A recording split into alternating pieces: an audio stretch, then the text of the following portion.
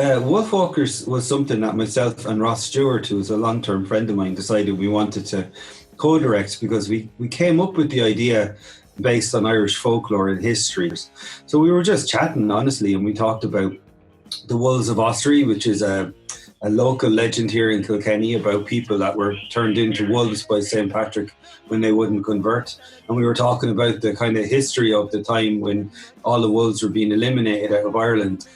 But what we were thinking was different between like werewolves and the people of Ossory was that they were often kind of like lassie or something. You know, the stories would be that there'd be a wolf or someone who was lost in the woods and lead them home and things like that. So there was an aspect to them where they were sort of seen as benevolent rather than like the German werewolf legends. We thought that was interesting too, you know.